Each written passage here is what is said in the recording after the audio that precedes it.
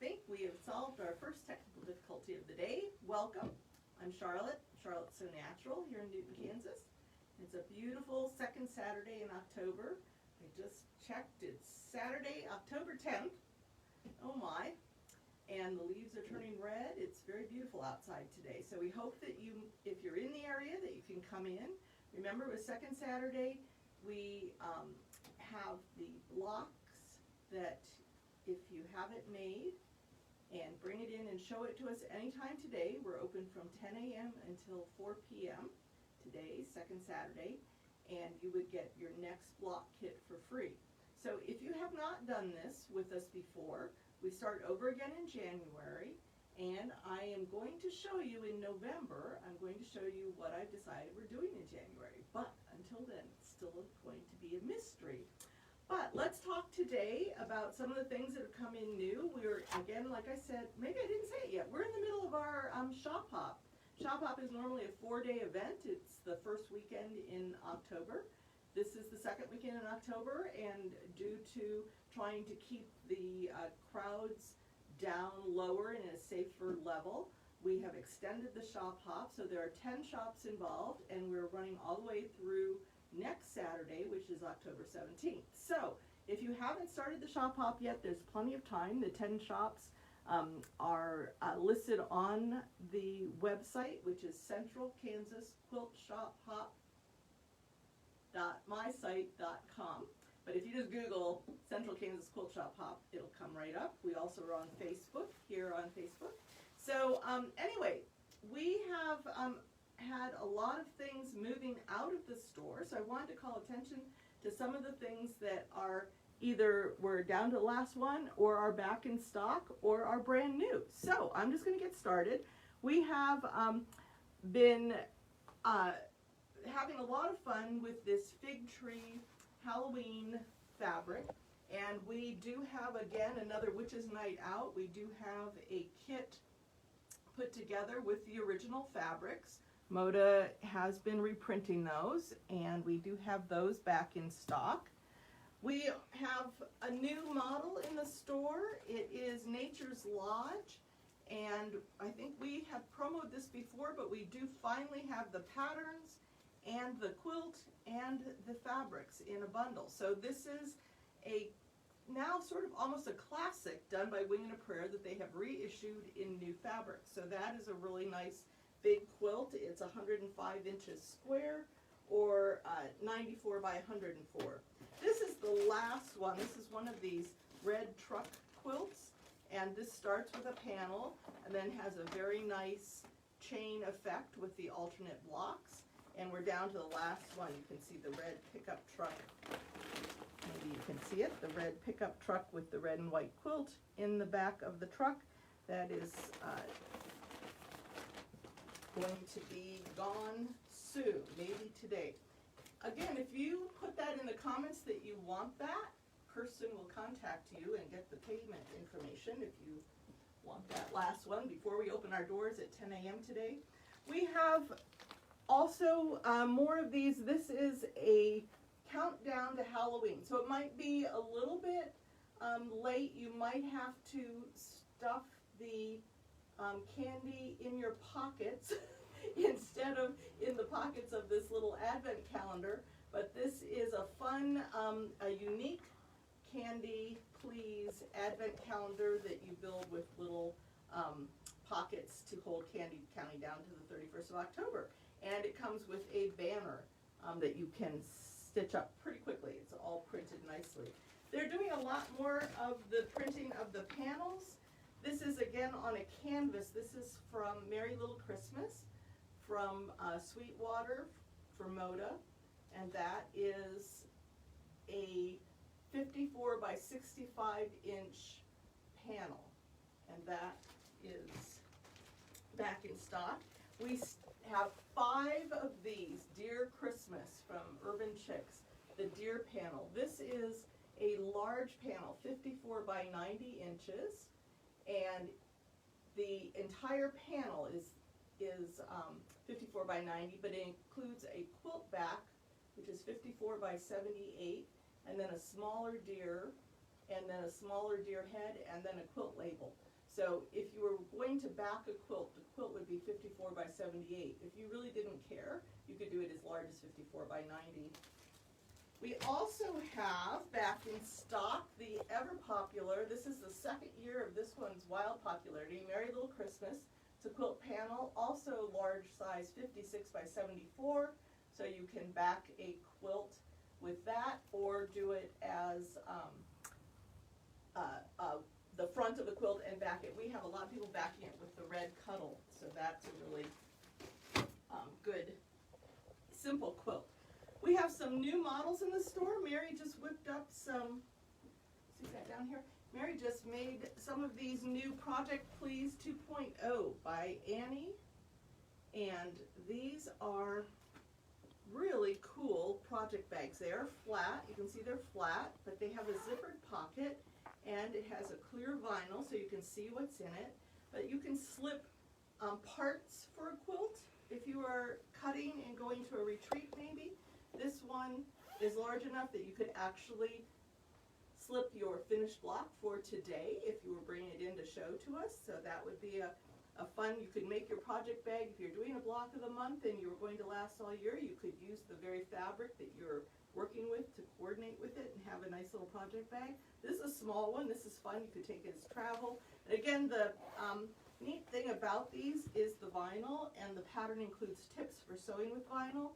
Several of us in here have sewn with the vinyl, so we're more than willing to give you our opinion and tips on working with that. So we have all kinds of stuff in. We have specials running right now for Shop Hop. Today's special is 20% off cake mixes. So if you did our second Saturday last year, you might be familiar with these cake mixes. These are designed to work with a 10-inch square of fabric, which is the size of the layer cake, and you would put two pieces of fabric right sides together, put this piece of paper on top. It has stitching lines complete with arrows to tell you the direction you're sewing, cutting lines, and pretty soon you have all the units, and these are suggestions of the blocks you can make with the units that are in each cake mix. There's also a couple of books available, and this book has 16 different patterns in it that shows you different quilts you can make with the different units from the different size cake mix recipe cards. So those are our special for Shop Hop, 20% off, and we wanted to share that with you today. So today I'm going to talk a little bit about finishing quilts. In the past, for Shop Hops primarily, and also for Second Saturdays, I sometimes try to come up, well, always for Shop Hop, try to come up with a unique way to set the blocks. So if you haven't done the Shop Hop, the way that normally works, and the way it's working this year, is that we have 10 shops, and each shop has chosen a different block pattern to make their block from using fabrics that all coordinate together. So you would go to each of the shops and collect the blocks, and then each shop has put those 10 blocks together into a unique quilt. So mine is showing, I believe, on my website. I think it's in my newsletter every week. But in the past, we've done it for Second Saturday.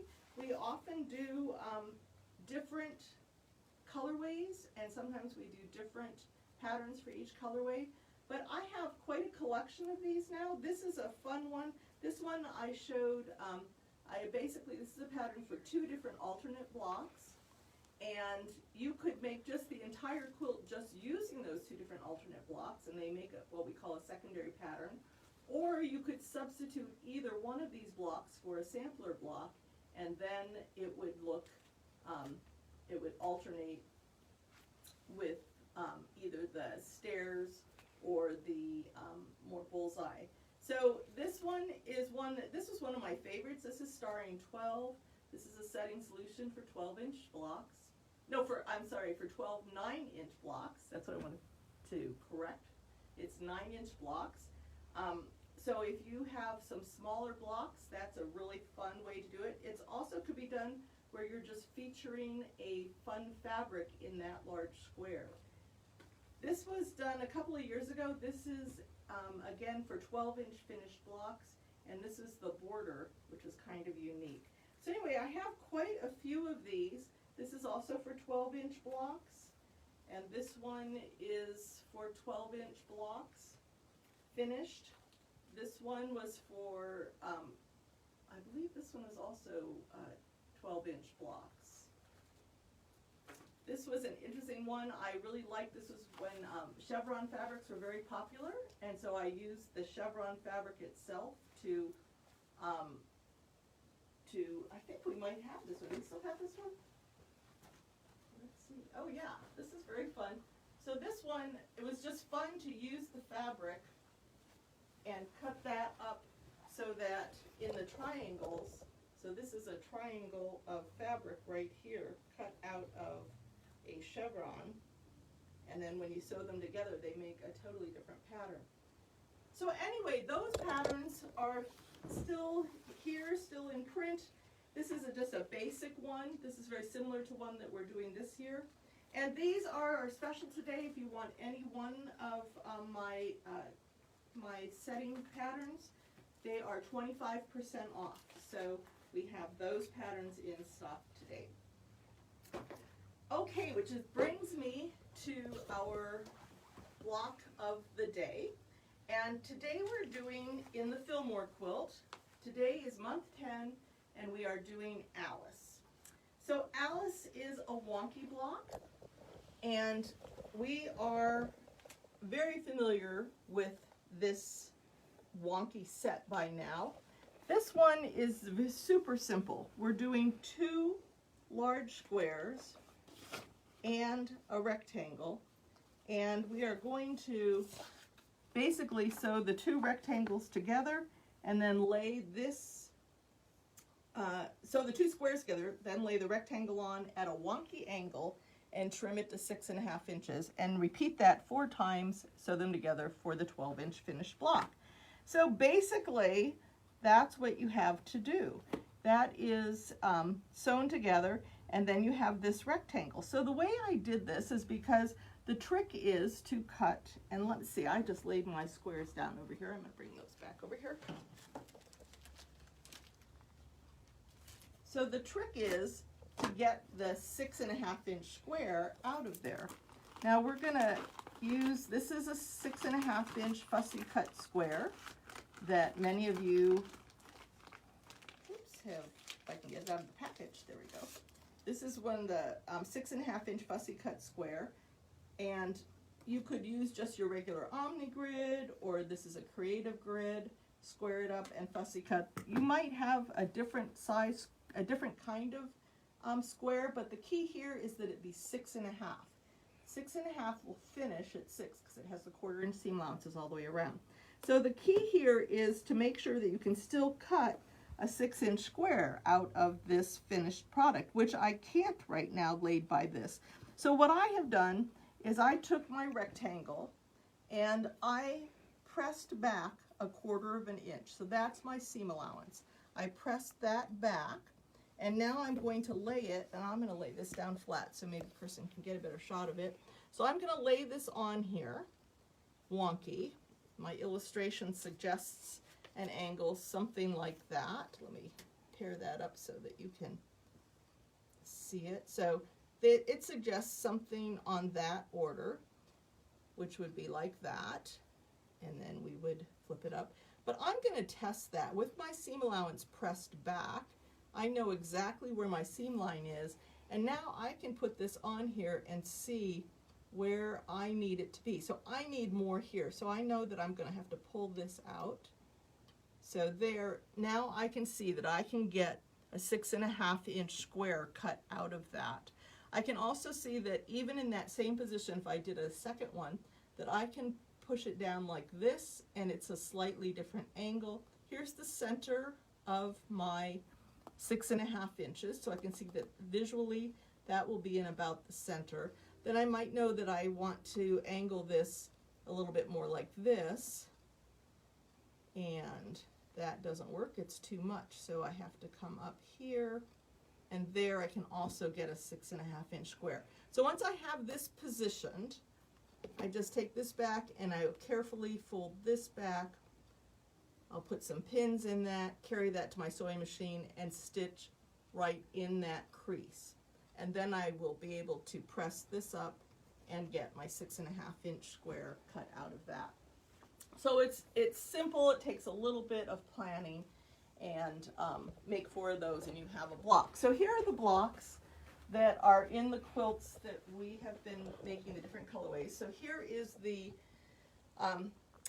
Vintage Garden one, done with the 3 different colors.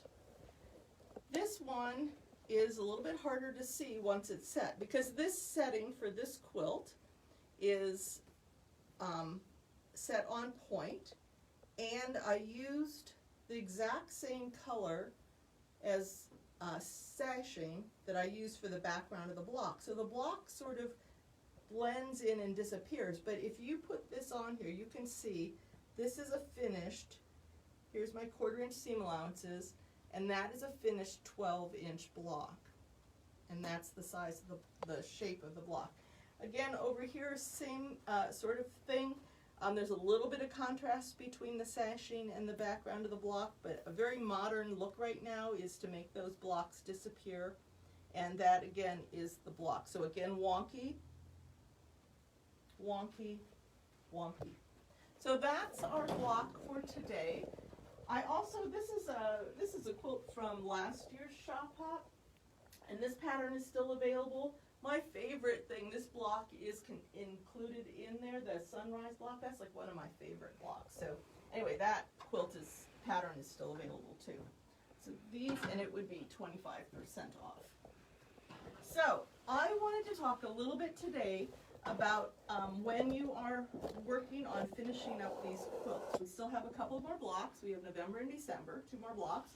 But you could be working on this. This is the setting that I have chosen for these Vintage Garden ones. I'm alternating the blocks, the pieced blocks, with panels. And I have 12 piece blocks, and I have 13 panel units. And I have set them 5 blocks by 5 rows. So that's the 13 and the 12, it's 25, 5 times 5. So I encourage you to plan your own settings to figure out how you like to do it. And if you need some help with the math, come in and see us. We're glad to help. In this case, I decided that I wanted, this is a 12-inch block, but I wanted this finished 2 inches. So I like the proportions of the 2-inch sashing in there relative to the blocks. It makes them kind of nice and tight and clean. So first I sashed the panels to bring them up to the same size as the blocks. And so that, in order to have this the same size as this, I determined I needed to trim these so that they finished at 8, that meant I cut them at 8.5. So once I have that all done and I sewed the rows together, it was time to put on the first inner border. So I have done that to the top, or the sides at square. So I've done that on 2 sides. So this is the border that has been attached already. So I wanted to show you my method of doing this. If you know you have 5 12-inch finished blocks, 1, 2, 3, 4, 5, that is 5 times 12 is 60. Then if you have extra sashings going, you have 1, 2, 3, 4, 5, 6 times 2, finished 2, is 12. So 12 plus 60 is 72. Seam allowance is still on the outside edge, is 72 and a half. But I'm not the most perfect sewer. Nobody is. It's very difficult to always get the exact same measurement. So even though I know this is supposed to, by the math, measure 72 and a half inches, it probably doesn't. It might be 72 3/4. I might be lucky. It might be 72 and a half. It might be 72 1/4. It might be 74 if I really got messy, but I happen to know this is pretty square. So what I do here is I do not use a tape measure to measure it. I use the fabric itself. So these are the next 2 borders that I've added them to 2 of the sides, and these are the borders for the other 2 sides. So I'm going to use them themselves. So I know I've cut them larger than they need to be, longer than they need to be. And I know that has to be more than 72. So if you're cutting 2 widths of fabric that's 40 inches wide, you know you have 80 inches. So you can do that. Then I take the second one and I lay it right on top. So I seamed these together. Didn't finish my thought there. So I seam these together, and I'm actually going to lay them the same way. The selvages look different, you know. So I'm going to lay these on, make sure I'm not stretching them, because these are cut cross grain, because I like the way the stripe looks, cut cross grain. So they're cut cross grain, and there's a seam right here, it's invisible. And these are laid smooth and flat, and they are not stretched at all. So now I've folded my quilt in 4, and I can see right here, I don't know, Kirsten, if you can see, but this is not even. So now I'm going to check and see, is my other end even? Nope, it's not. So that means that I have to work a little bit here to get these folded nice and neatly. And I want these, I want to take some care here and pay attention, but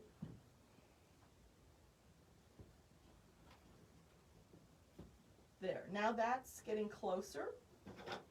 And then this is the middle of the quilt, because I folded it in half, and now I brought the half back over, and this is the middle of the quilt.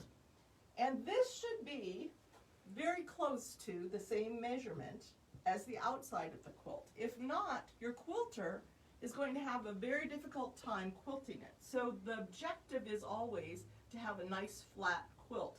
It doesn't really matter if the size changes, but it does matter if the inside and the outside are different sizes, and then if the amount of border that is added to the quilt, if it's not the right size, we get those ruffles. Those are very difficult to quilt. And if they're too tight, it pulls up the inside of the quilt and it makes it look all puffy. So we're trying to avoid that and keep it flat. So in doing this, I have these very nice and smooth now. I've tried to get these about as accurate as I can. If one of them is still hanging out, I'm going to go by the other 3. I'm going to go by the measurement where the other 3 are. And I'm going to just use small cutting mats, because that's all I have access to. Let's pretend I happen to have this great big table. But at home, when I was doing these last night, I don't have a giant table at home. I have a dining room table. I spread it open as far as I could. I didn't bother to get the leaves out. I filled that opening with rulers and a cutting mat, just to keep it so that this wasn't sagging in there. I wasn't actually putting any pressure on it. I was just holding it up and using the 2 ends of the dining room table with 2 little smaller cutting mats. So I put these on here. I square them up so that I've got this lined up on a line and a line. And I do the same thing over here. Square it up on a line and a line. And if your quilt is moving off at an angle, that probably means that this is too big. So you might want to check that by folding this back up again on it. But this is all working out very well. So I want this to be cutting right along here.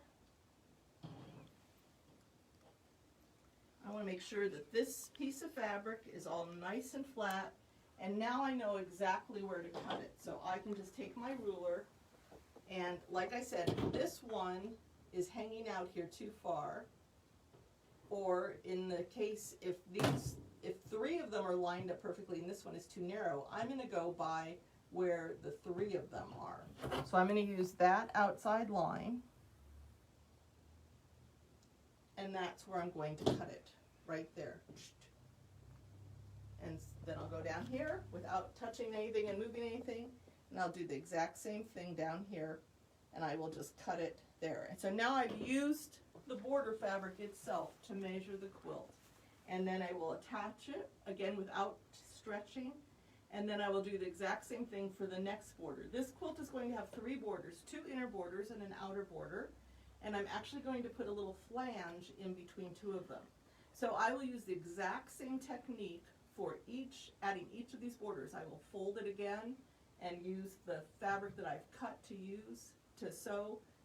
I will use it itself to actually cut the size instead of taking a tape measure and measuring how many inches it is and then transferring that information to this. And I always pin my border on before I start sewing. That way it doesn't move. If I have anything to ease in, I fold this border in half.